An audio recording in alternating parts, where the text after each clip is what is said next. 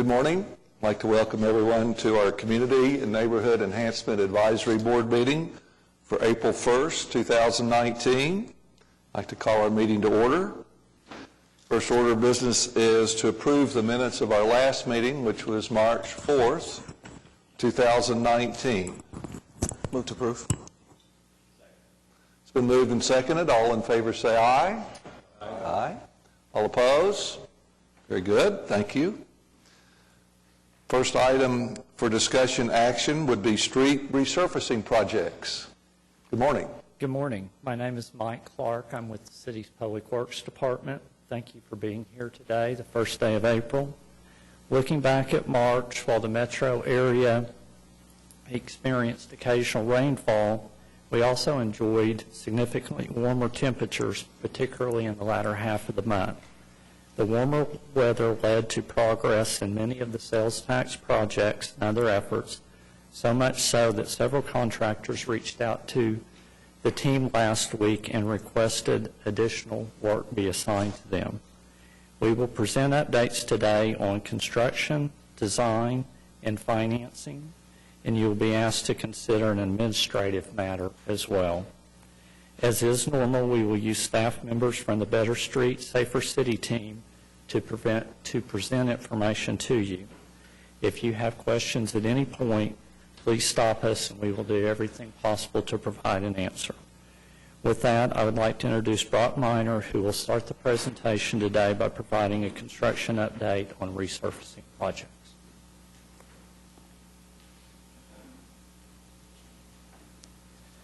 Thank you, Mike. Good morning. I'll start with, on our agenda, it's item 3A1, and I'll go through some status updates on some projects. Then we still will continue with our process overview and try to keep that, that sliding bar over there as much toward the completion as we possibly can. But we brought forth the project status map, and as you see, the 13 residential projects that we approved in March there, we added those projects too, so you see they're all in blue, and hopefully we'll start putting those in red and construction and moving those to complete as fast as possible. So some of the changes on the map, and I'll start trying to kind of showcase those as much as possible, but we completed 3 projects since March, and we also started 5 more in construction. And so hopefully with the spring and summer months and contractors really wanting to kind of load up for the summer, as Mike had said, we'll move forward with a whole lot more stuff in construction and completion and get those projects completed. One of the projects I brought for you today was Southwest 89th Street. It was a mill and overlay. Both of the intersections got the signal detection upgrades to radar. And so we also did there at Western, we did all the ADA upgrades. And when I talk about the ADA upgrades, most of the things I'm talking about are the PED poles, the pedestrian signal heads, the push buttons, and then obviously the ADA ramps that go along with that. Luckily on Santa Fe and Southwest 89th Street, we tied into a MAPS sidewalk project, and so they had done most of the ADA, if not all the ADA upgrades in that intersection, so it's always nice when we get to tie into other projects. And so the status of the project on Southwest 89th Street, we finished all the paving, and I believe the striping is done as well. And so what will happen is the contractor will request a final, and so we'll get the team together, get all the parties that need to go out there. We'll schedule a date to go walk through the project, try to find any outstanding issues that we have. We'll create a punch list, and then they'll have a few days to finish that punch list, and then we can kind of final that project and get it pushed through City Council. I have a little video here for you, and this is one of the ADA ramps that they're working on. As you see, they've kind of set everything up. You know, first thing they do is they make sure the alignment across the street matches up with the ADA ramps on the other side, and then they'll make those curb cuts, and then they'll dig everything out. They put 2 inches of aggregate base for the base material. That's kind of an upgrade. We used to use sand a lot, but we found that the aggregate base is a whole lot better, and so we use that nowadays. And so they set those forms, they check all their grades, make sure it complies with all the ADA specs, and make sure nothing's, exceeds the minimum or maximums in that. And then they get that poured. And you'll see in the picture over here to the left, they have the truncated domes, and that's something, after they get that poured, they'll take those truncated domes for the visually impaired. And so they push that in there. They come in 2-foot by 5-foot sections, but they come in different shapes, and so they make sure it meets the specs as well. Put that in there, as it's being poured, and make sure it's flush with the finished surface. And so here's just a little video of them working to pour this ADA ramp.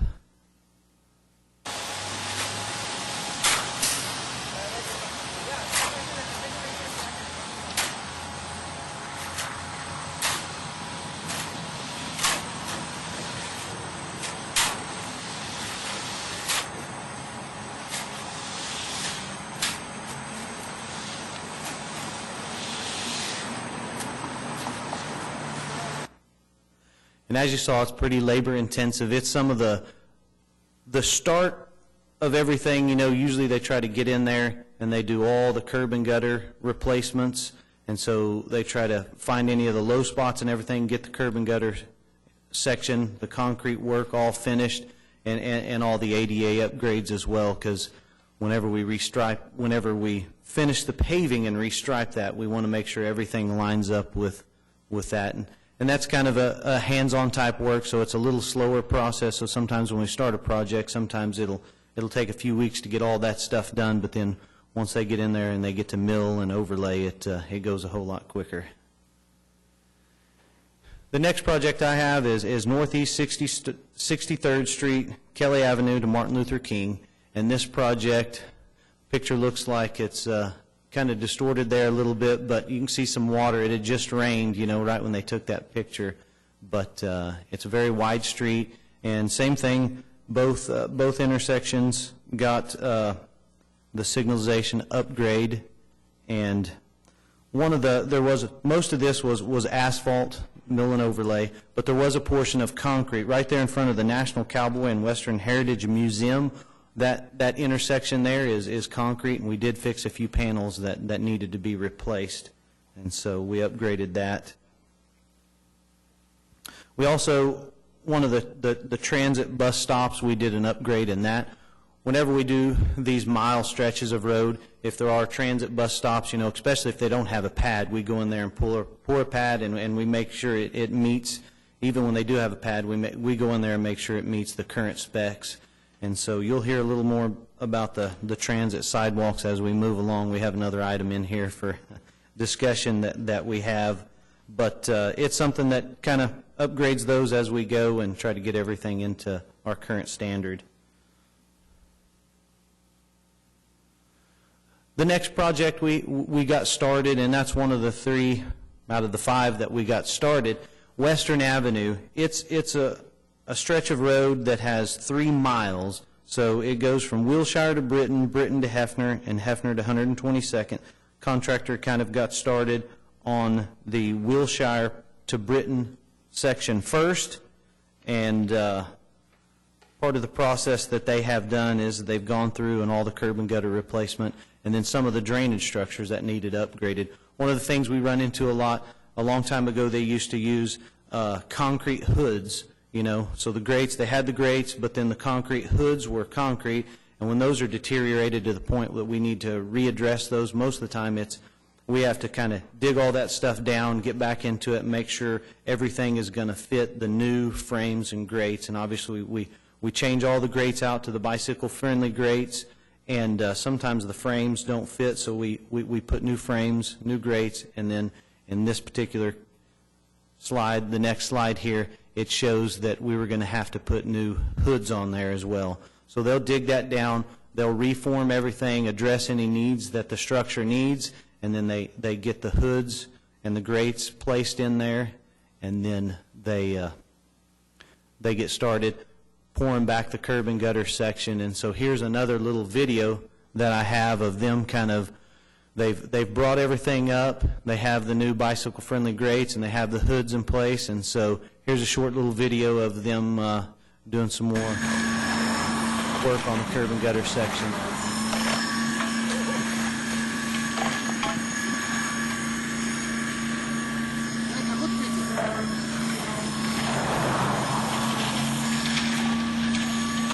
Most time when we take videos, everybody tries to get out of the way as quick as possible.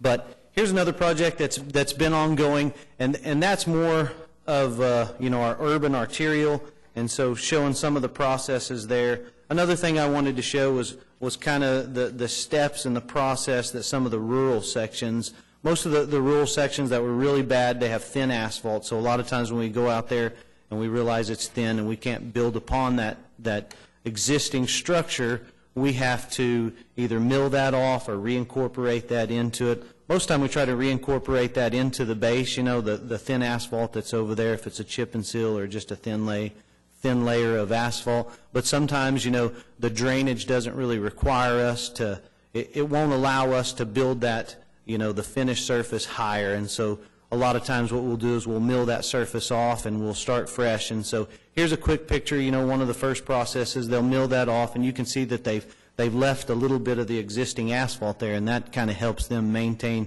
the existing grades and slopes that were out there. And so they just kind of leave that as a rule of thumb, and then they'll mill off one half of it. They'll use the motor grader in this video, and they'll get everything slicked off into the grade that they want it, and then they'll jump across the street, finish milling that stuff off, and then they'll get that back to the grade that they need it. Here's a quick little video of kind of the starting process. I didn't get the milling in there, but I did get the motor grader kind of finishing everything in grade. Get some of the heavy equipment out there and show some of these videos.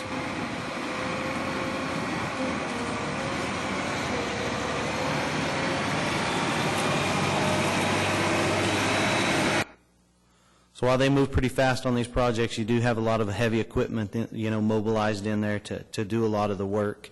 And this next picture, just continuing with the process, we'll get in there and we'll stabilize that base. This particular one, they used cement kiln dust. Cement kiln dust is a byproduct of cement that we put in concrete and other things. But they use that CKD to come out here, and it's a great stabilization material for the base. And so they have a large piece of equipment that stabilizes it, kind of mixes everything in. And you'll see in this picture, they tie on a water truck, they connect it to it, and they'll use the water to activate that process of that cement kiln dust into the soil. And once it gets activated, it takes about 48 hours to completely set, but they'll use the motor grader again, slick that off, get it back to grade, and then get it ready for the asphalt. But here's a quick video of this process. It's a large piece of equipment. It's pretty fun to watch. It doesn't move very fast, but the stabilization machine actually pushes the water truck. He'll throw his into neutral, and that machine will actually push his along, and as long as the electronics on the machine says it's getting the right percentage of that water, then it keeps going, and once he realizes the percentage of water is slowing down, he'll stop and get a new water truck hooked up to him, and he'll keep going through that process, and they go pretty quick. But once they get that done, they use the motor grader, slick everything off, and now kind of the finished process is watching them pave, and so we'll get to watch the paver go. One of the processes, we've seen them kind of moving along, but one of the processes is, the asphalt trucks, they get lined up, and so you can see kind of in the top left-hand corner, when I get the video going, you'll see a lot of trucks that are lined up, and so it's a coordination to make sure they have the proper trucks to feed that asphalt machine and keep the process going, and they try to obviously get as much tons of asphalt down as they possibly can that day. So here's another quick video of some of the heavy equipment that kind of works through the process.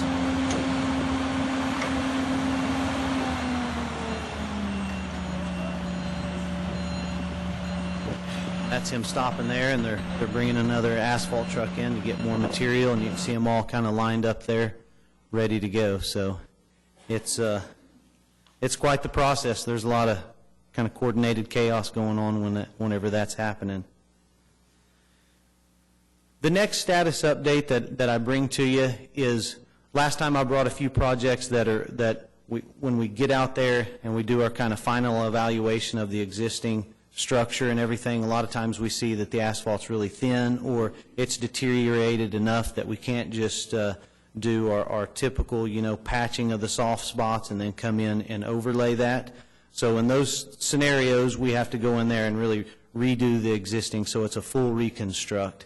Southwest 29th Street from Portland, extending east 1,000 foot to the railroad tracks. It actually ties into another one of our early 16 projects. It was Portland, Southwest 29th to Southwest 44th, and so this ties into that project, but there's been a lot of upgrades in that area. But this little section is a section where it's heavily industrialized, and so there's a lot of heavy semis that park there. There's a lot of heavy stuff. It's a commercial, industrial part. And so when we got out there, the road had really deteriorated to the point we needed to redo it. But unlike, the rural sections that we can go back in there and we can put, 5 inches of asphalt, this is really going to need concrete. We really want to put concrete if we want to put something in there that's going to last a long time, because the design loads for that section are not really for, small trucks, half-ton pickups and things like that. They're loading heavy semis and stuff like that. So our initial estimate was a little low, and so we're going to need some more budget like that. And both of these items, you'll see those as we get into the implementation plan update. Those 2 new budget sheets will be in your implementation plan update, And so another project that we had was South Council Road from Southwest 104th to Southwest 89th Street. This particular project kind of ties into a lot of the drainage issues that we've said. Sometimes we get out there and the structures are insufficient. This was another one of those where a large structure that goes across the road, it was a corrugated metal pipe. So there was 202-inch CMP pipes that went across the road. And so we had known that this was getting into it, we looked at it, it was really needing to be redone. But as we got into it, we turned it over to our drainage department. They ran some calculations and numbers, and the 2 structures were undersized. And so we really needed to address this issue. And so when they resized that, it's going to be a double 10 by 10 box. So it's going to be a lot larger than what's existing, but it is going to address a need that needs to be addressed. A lot of the guardrail and stuff was in bad condition. That needs to be replaced as well. And so this really pushed our budget up a lot more than just, our normal mill and overlay or our reconstruct. And so that's another project that we just run into issues out there, and we do need some more budget. And like I said, that budget sheet will be in the implementation in item 3F as we move along. And so this... Well, can I interrupt you just a second? Absolutely. It seems like this is a rarity where we have a budget existing and have to double it once to get in and do the work. Most, would you say 80% of the projects are done at budget? Absolutely. Probably more like 90%. And you bring up a good topic. As we finish these projects and we get them go through City Council, which we've put probably, I think, 13 to 18 projects have been through City Council, and we have put in the maintenance bond to start for the contractor on these projects. It takes a little bit of time to kind of finalize all of the estimates and everything from the contractor that come in, make sure we get all of that, and then geotechnical reports and everything, we make sure we get all of those testing reports come in, and then we go through the administrative stuff. And so we will in the near future try to bring you a list of all the projects that have been finalized and that final number. And several of them, the construction budgets have been coming in under. I was hoping to bring that, but it takes a little bit of time to kind of get all that process through and do all the admin costs and all that stuff. But we'll try to bring you an Excel spreadsheet just like this and show most of them stay within that budget or they're under that budget, and a lot of them go under. It's probably more like 90%. But as we finalize those, hopefully I can get and show more of those, some of the savings, and then once we see those savings, that'll just go right back into the pot to be used for other projects. But But whenever we double a project like that, that is very rare. We ran into a circumstance that needed to be addressed, and we didn't want to use the money that we're trying to do to redo that road to have an issue that's going to, need repairs, and so in the future have to repair something that we already redid.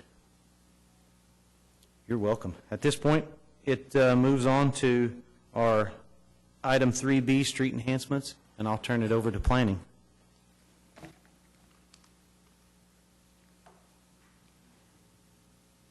Good morning. Again, I'll be presenting on item 3B, street enhancement project status. As a reminder, last month, we allocated 100% of the funding for all of the street enhancement projects, which included adding the Meridian, the Auto Alley, and the Northwest 10th Street projects to the list.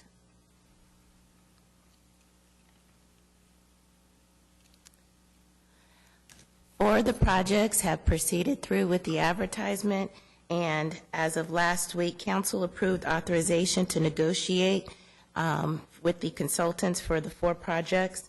The consultants are CEC Corporation for Paseo Project, Cowan Group for the Portland Project, Johnson & Associates for the 39th Street Area Project, and Kimley Horn for the Stockyards Project. And on last Friday, staff met with all 4 consultants to begin scoping of their contracts, and they've been given approximately about 2 weeks to return a draft scope of their project, and we're estimating that we hope to go to council possibly in May to award those contracts.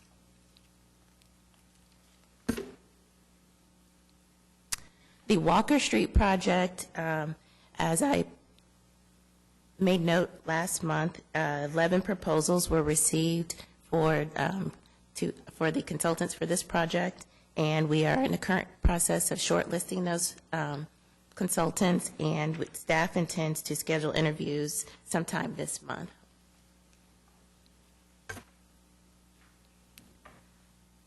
The 10th and Vermont project, the Northeast 23rd Street project, and the Plaza area projects are all projects that were assigned to on-call consultants. CEC was assigned the 10th and Vermont project, and Atkins was assigned the Plaza area and the Northeast 23rd Street project. The 10th and Vermont project is currently under traffic study, and the Northeast 23rd project, we've began coordination with the council member to kind of talk through the stakeholder process and identified some kind of themes along that corridor as to what we could present to the council member as to how they may select the priorities for the work that needs to be done along that corridor. And the Plaza area project is still in the scoping stages also of identifying the priorities for the needs in that area. And again, the last 3 projects that were added, Meridian, Auto Alley, and Northwest 10th Street, there's obviously no change in status for those projects since the last meeting. And at this time, I'm going to hand it back to Brock. Brock will discuss items 3C, sidewalk project status.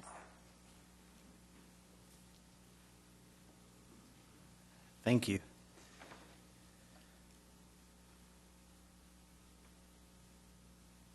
And this is item 3C1, the status update of the sidewalks.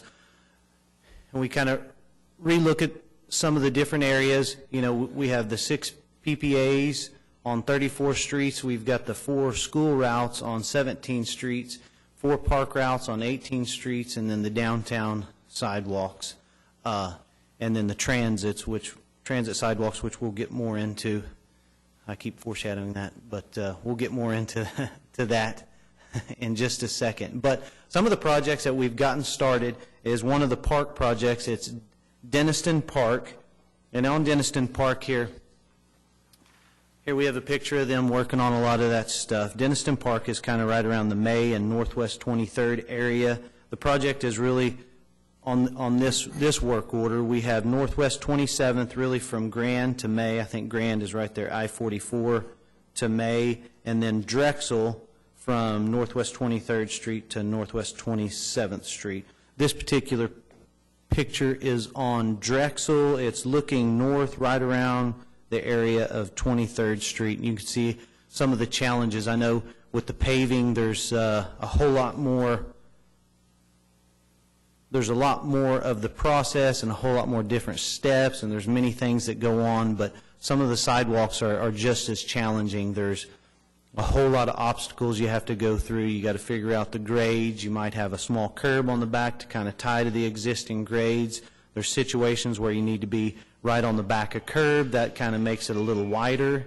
And then there's other sections where it's going to be up just a foot off the property line where it's a little flatter, but you're always working with grades and slopes and everything. So sidewalks, there's not as many processes, but so it's very much a challenge to get all these stuff done.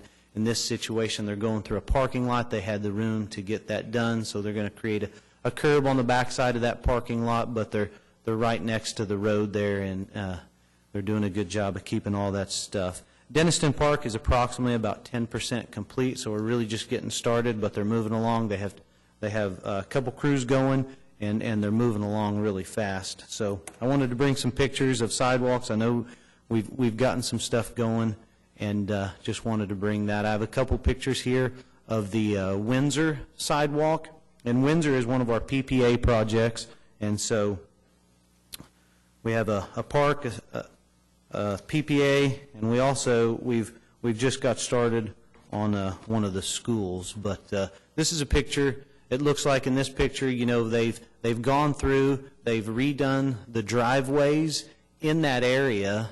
Let's see, I think that's, you know, the Windsor is really, it's Tulsa from Northwest 10th Street to Northwest 23rd, and then it's Northwest 19th from Meridian to Grand. And so this one is Tulsa looking south right around Northwest 22nd Street. Kind of give you a location there before I talk too much. But they go in there, and this particular contractor, they like to address the driveways first. A lot of these driveways are not compliant to have, you know, an ADA compliant sidewalk path go through there, so they have to address that. They go in there and they redo that driveway, make it match existing, and then also allow for that 2%, maximum 2% cross slope on a sidewalk. And so they pour those, and then they come back in and they fill in the end section between it. And that's what this picture shows.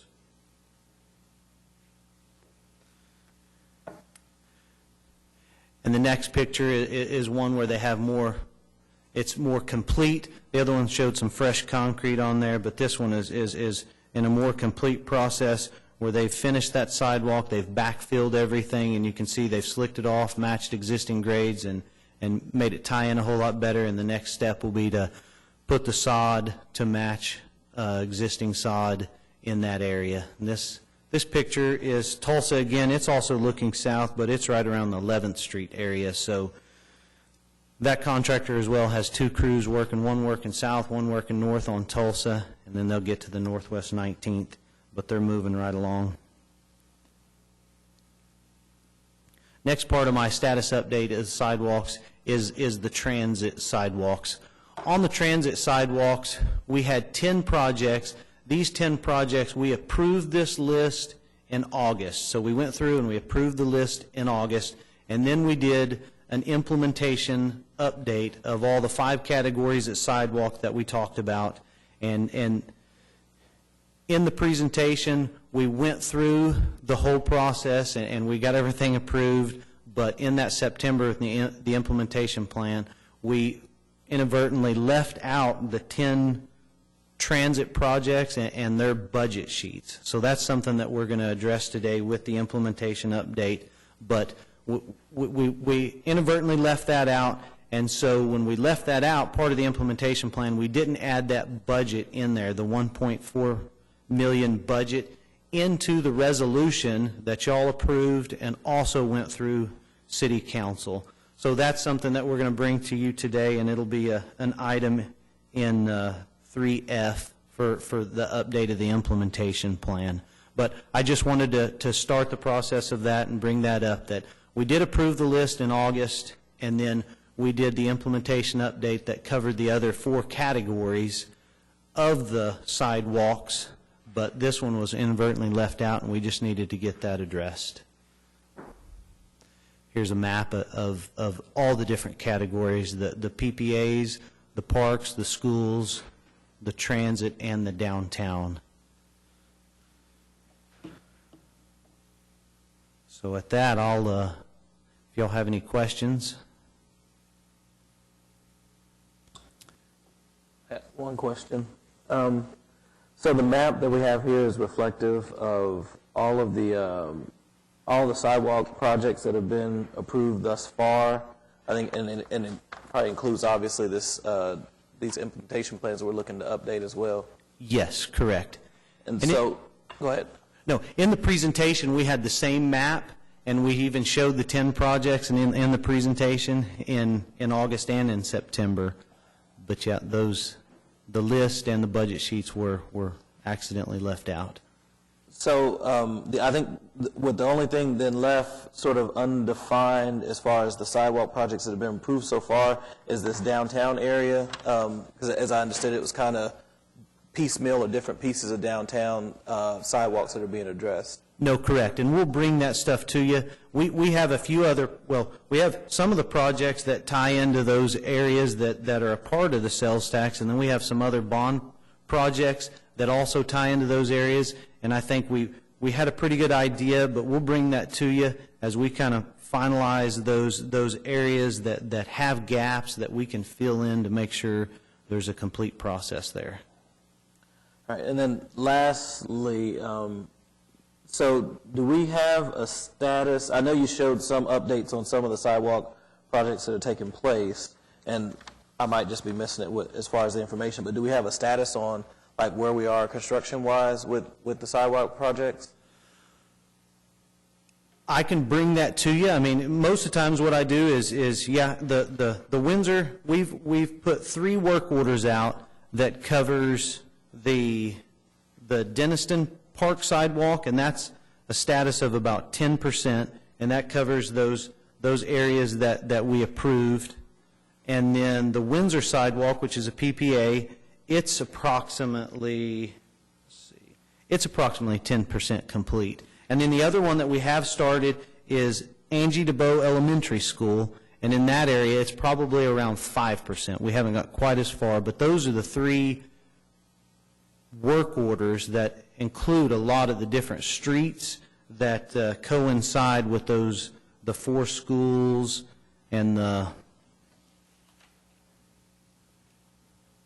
6 PPAs, the 4 schools, the 4 parks, and the 5 transit areas. But I can bring a more I think itemized I just kind of got used to seeing it on the resurfacing, but I know the sidewalks have a lot more sort of smaller areas that are being covered in probably different parts of the city, so it's probably a lot more information as far as keeping track of the status. I was just kind of curious where we were with that, especially considering that looks like we're going to approve this other list, so I assume none of those have gotten started, so it just kind of raised the question on where we are. Correct. With None of those sidewalks have in been general. started yet, but yeah, they'll tie in a lot of stuff, and we'll get started those with y'all's approval of the implementation update, and then, of course, City Council's approval of the funds available. But I'll try to bring more of a percentage, because, with the paving, it seems like there's kind of steps and more processes, so I can say, hey, we're just starting on the ADA upgrades, we haven't got to the mill and overlay, but then once the mill and overlay is done,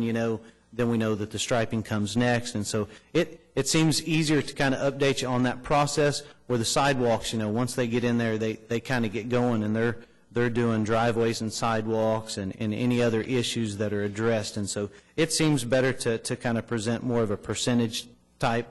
And that's what I was trying to do, but I'll continue to give you, and hopefully we'll get more projects going. As spring and summertime hits, and these contractors are wanting more work, hopefully we can give them more, and we'll have a more complete process, and then get those projects complete, and then bring an additional list of approvals to get us closer to the 100% on the sidewalks. Yeah, and that's it. I know it's a lot of information, so it's just kind of good to know to be able to communicate, I think, moving forward, sort of where activity is coming as you guys are encountering that. Yeah, no, absolutely. Appreciate it. No, thank you. Well, if there's no more questions, I'm going to turn it over to... Mark, I'm sorry, I've got a question.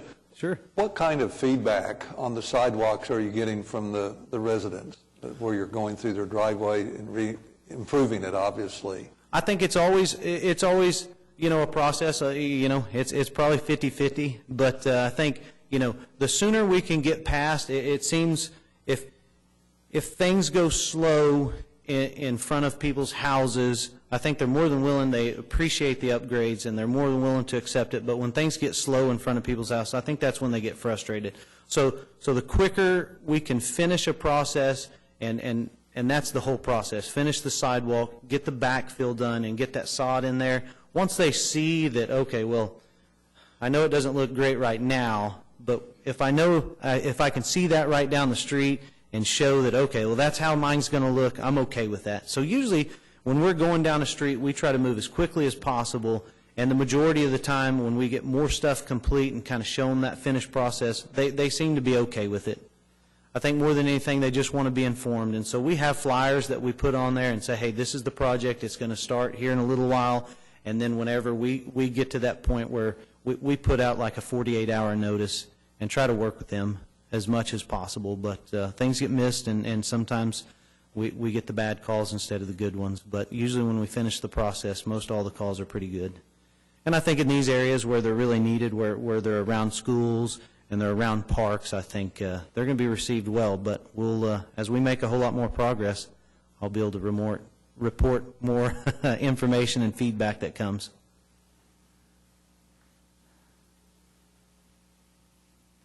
All right, I'm going to turn it back over to the Planning Department for bicycle facilities.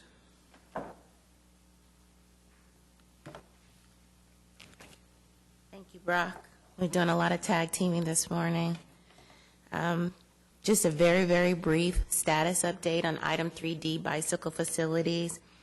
Sorry, can't report that we're moving along as fast as resurfacing and sidewalks. However, we do have 11 projects that have been approved for funding.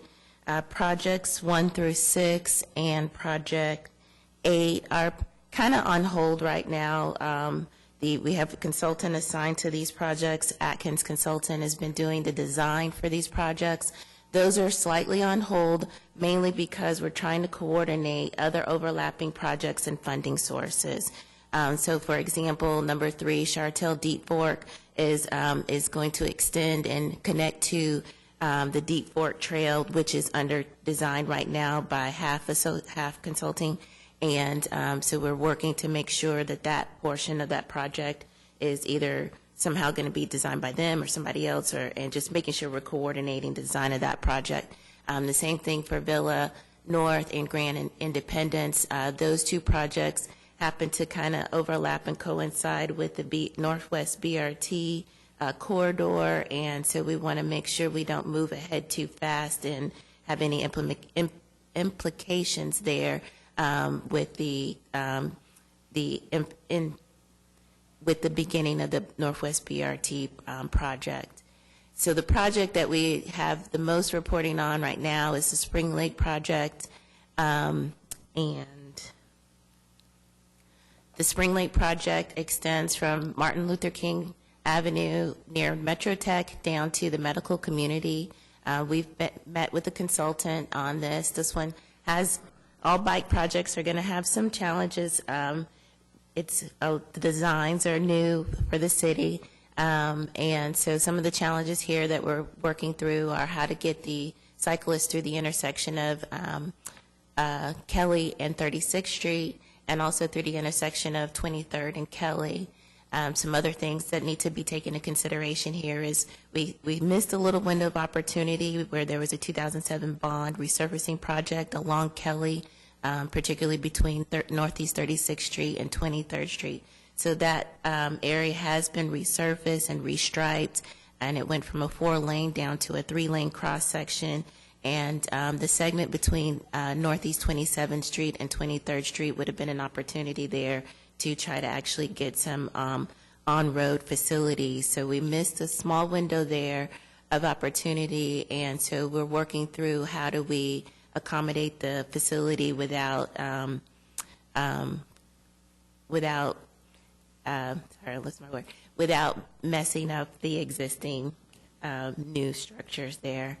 The project then continues down south across Northeast 23rd Street through the Culbertson area and into the connects at the medical community area at 13th Street, and that is where we also have proposed bike lanes and another project funded to install facilities on Northeast 13th Street. So that is all I have to report on at this time for bike facilities. Do you have any questions?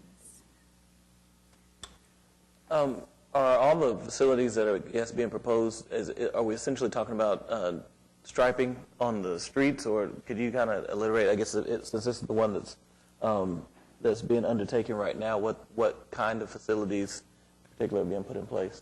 It's a combination.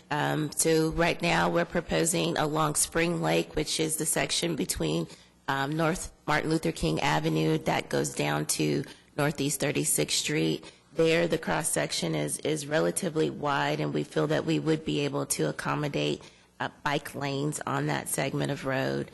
Then it crosses over and goes along Springlake again over in the Capitol View area, and we believe that through that area, the volumes are relatively low, the speeds are relatively low, that we may not have to, we could just accommodate it with sharrows and signage through there.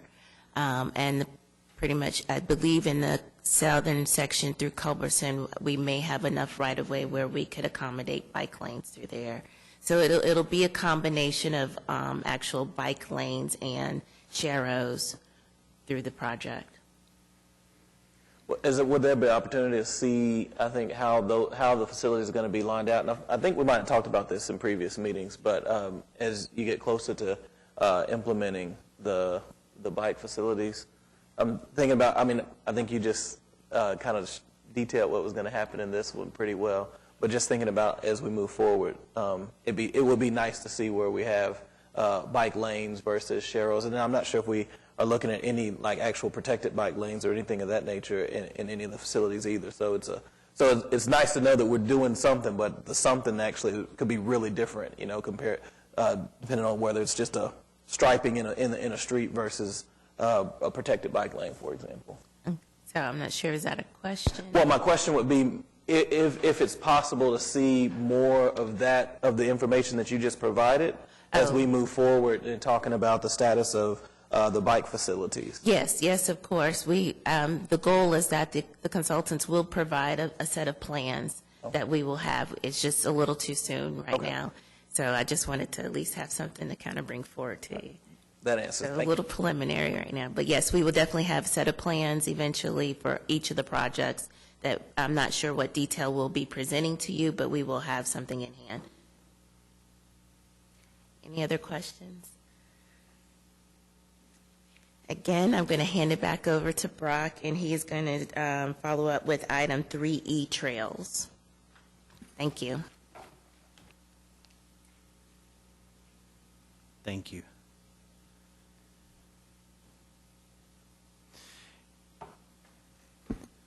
On the trails, the Bert Cooper Trail is going really well, so that's always good news. We finally got some good weather, and we're moving right along. We've made a lot of progress.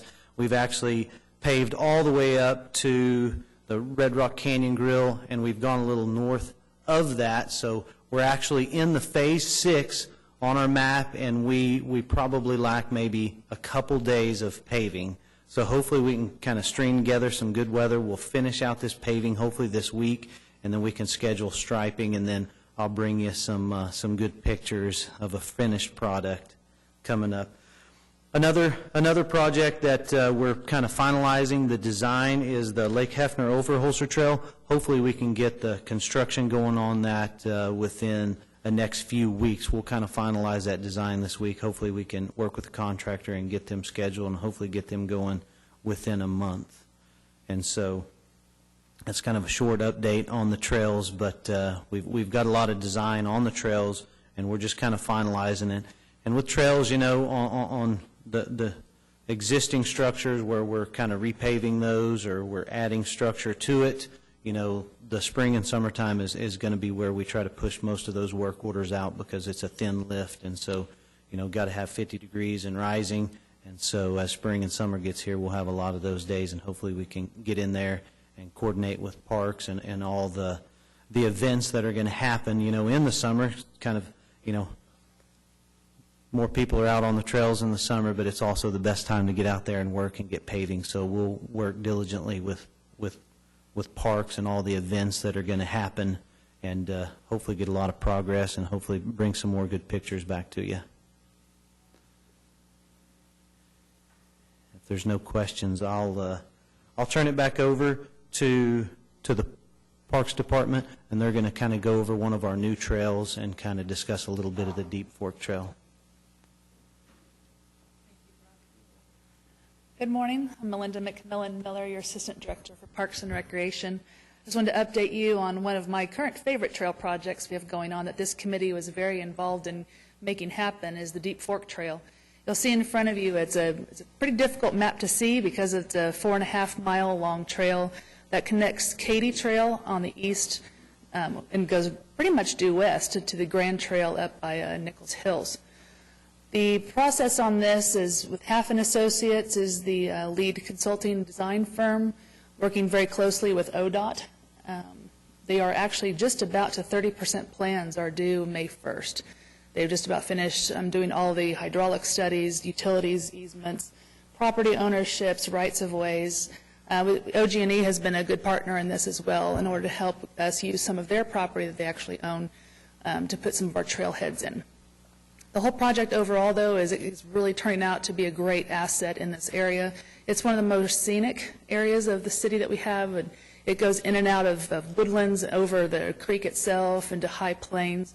And there's a lot of great topography to play with, too, where we could put some of our trailheads in a really high elevation for people to just have a great view southward into the downtown metro area.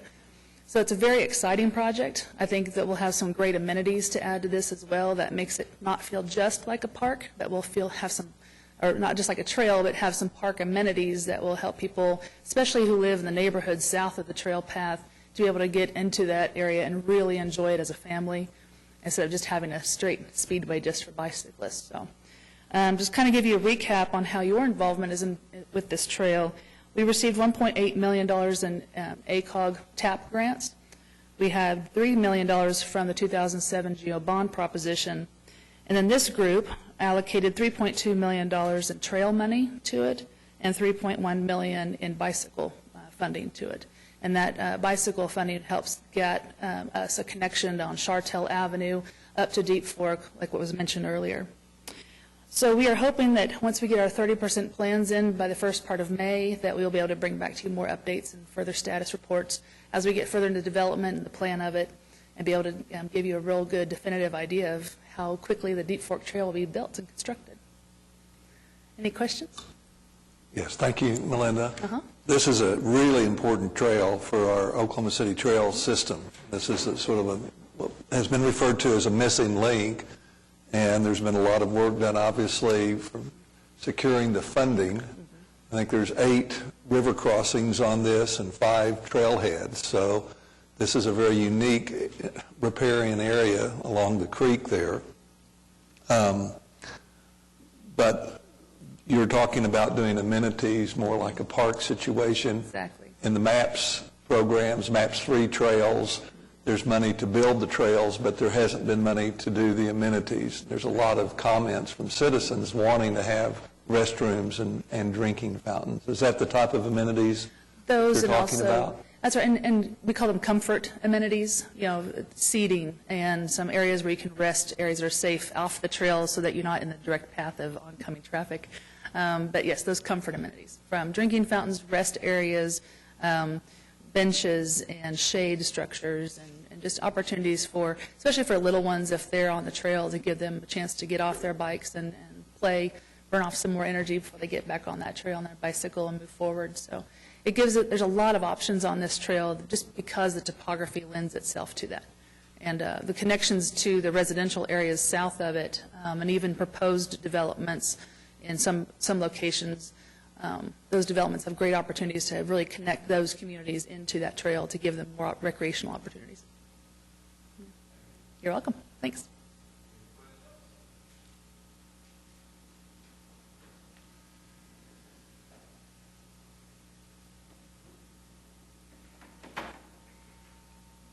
Unless there are other questions, I think we're ready to move to item 3F1, which is the implementation plan. As Brock referenced during his report, we are asking you to recommend to the City Council approval of the April 2019 update to the Neighborhood and Community Enhancement Advisory Board implementation plan. The update includes budget revisions to 2 resurfacing projects that require expanded scopes of work to be successfully completed. It also adds 10 transit sidewalks and their associated funding amounts as proposed to the board previously. As a reminder, these first 10 transit sidewalks total approximately $1.42 million of the $2.4 million total allocation. With that, I would be happy to try to answer any questions that you might have.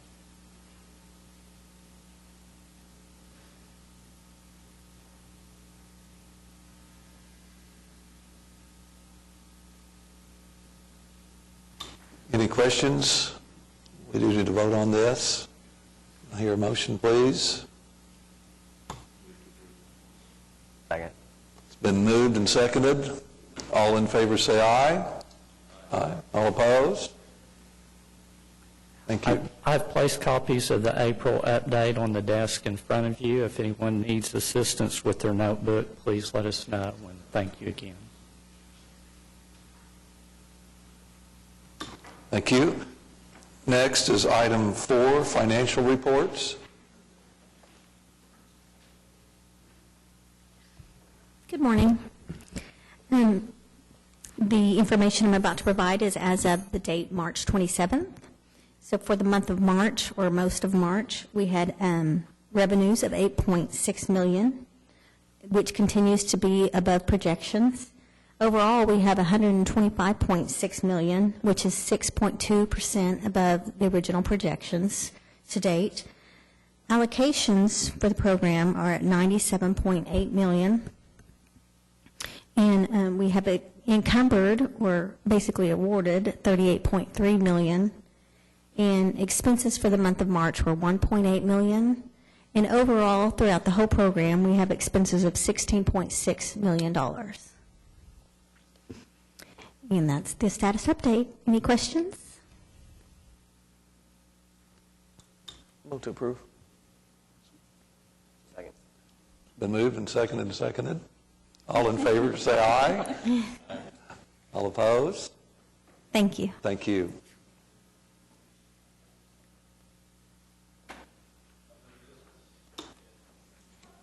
Number 5, other business. Number 6, director's report. Aubrey. Good morning, Aubrey McDermott, Planning Director. I really don't have much to report other than saying that we are continuing to make a lot of good progress, as you've seen today. And if it would be acceptable to the board, we're thinking that in May, instead of meeting again and giving you another construction update, go ahead and cancel the May meeting so that we can come back in June with some significant project construction updates. We'll be receiving those 30% plans on the Deep Fork Trail in May, so we can show you some drawings in June when we come back in June. Plus, we're waiting on some appointments for our 2 vacant seats for Ward 2 and Ward 4.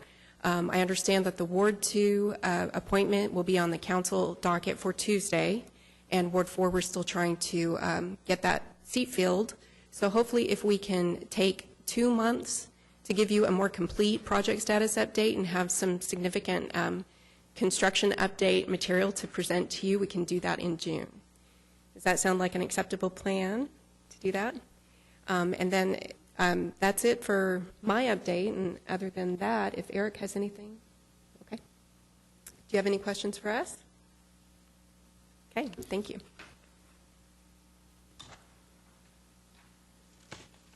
Item 7, comments from the board.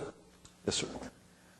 since we're not going to meet next month, I did, to sort of try and get more information, I think pulled together was the suggestion. I do want to make a few comments, and I think one of them would be to echo something that the chair mentioned earlier about the Deep Fork Trail. I think if as the planning that's going into that, I'm kind of encouraged to see the paths and things of that nature, at least that were proposed so far. But it really seems like it has the opportunity to be sort of a highlight or a showcase for like the trail system and what we do in the city in particular. Looks like it really has the potential to sort of tie together some parts of the city and do something really unique. So I'm looking forward to seeing what we come up with, but I'm also hoping that, especially given sort of the resources that have been put behind it, we can really sort of try and do something very impactful or something that really stands out, I think, with that trail in particular. In looking at the routes, and I'm encouraged to hear about incorporating some park elements and things like that. I really think it would set a good tone for some of the other things that we can do around trails, similar to what we tried to accomplish with the Bert Cooper and getting some of that work started as well. So I really kind of look forward to that. And then I'm not sure how far along we will be in the process to sort of start to think about what the next set of projects being approved, but that's the other thing that be good to sort of look at and maybe get a handle on kind of where we are with some of the budget questions that came up earlier, Brock, because I know you guys have actually done a really good job of coming in under budget on a lot of the street projects. So if we're going to take that time off, it'd be good to see some of that information too, I think. Any other comments?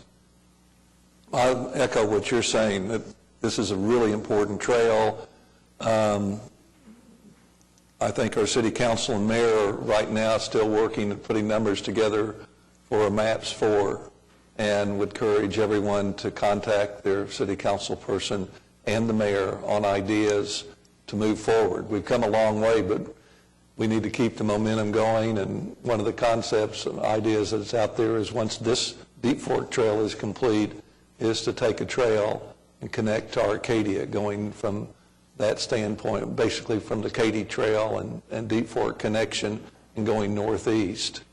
So we still have a long ways to go. I was recently in Tulsa and went to a gathering place. This is a wonderful park that Tulsa has built. It's 100 acres. They have a budget that they've spent of $400 million. And then George Kaiser also gave another $100 million for future work and maintenance. It is a wonderful place. They anticipate they will have 1 million folks that will come through that park in the year. Since it was just opened last year, that's just a projection. We have done actually the Running Club Oklahoma City has done a survey at Lake Hefner, and we had in 2018 1.4 million trail users. And we're going out and protecting the investment there and doing work that needs to be done, obviously, in the repair work for that use. But it's a wonderful inner city gem, and people are using these trails daily. We unfortunately lost a young man at Classen in 16th, which has been highly publicized, and we're dealing in situations on trails and sidewalks that are wonderful recreation idea and a great quality of life statement, but also we're dealing with life and death issues. So I think every dollar that can be spent that we have is going to go to great quality of life ideas, but we sure want to keep a high priority on public safety, and it certainly shows the need for future dollars, hopefully with MAP 4, to provide a lot more safety and facilities and amenities. Any other comments? Any comments from staff? Any comments from citizens? I want to thank everyone for being here. This is a unique situation that we always have a quorum. Please, let's keep it that way. Really appreciate everyone coming and everyone's interaction. Greatly appreciated. You all have a great April 1st. Thank you. We're adjourned.